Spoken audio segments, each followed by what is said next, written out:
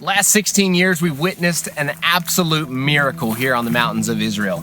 These vines coming back to life. All the prophets, you name it, throughout the Bible, Isaiah, Jeremiah, Ezekiel, Joel, Amos, they all talk about this.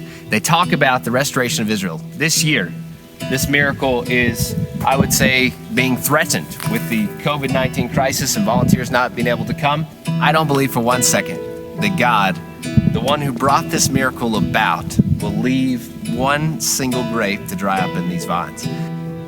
God has done so much in our generation already, in the previous generation. He's brought the beginning of the redemption into fruition, and the land is responding to the Jewish people once again. We're eager, we're waiting, we're ready to go, and at a moment's notice, something changes, and willing to do anything we can to get back over and to bring in that redemption harvest. We've submitted several applications for acceptance to come in to bring in the harvest. So we're still waiting to hear back from some of those, and we're looking into different, things of what we can do to try to get in, because the harvest is ready.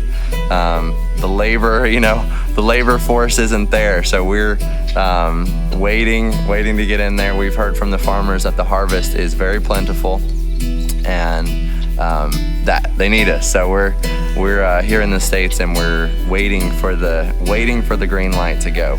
Some may ask, why the hope? Why are we so obsessed with this restoration of Israel? Others may dismiss it as they dismiss the words of the prophets of Isaiah, Jeremiah, Joel, and Ezekiel thousands of years ago. But their words stand true. The restoration of Israel must come to pass. The nations must participate in it. Coronavirus does not change the nation's part in the restoration of Israel. We're here, our bags are packed, our hearts are burning, and we're ready to be a part of what God is doing in Israel.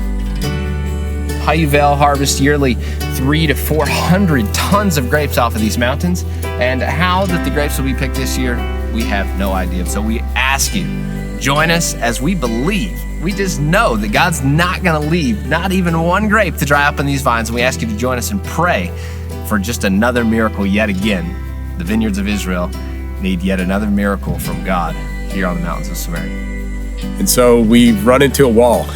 This is a wall. This crisis is it's a tough crisis. We're unable to get there. We need your prayers. We need to pray. We need to act.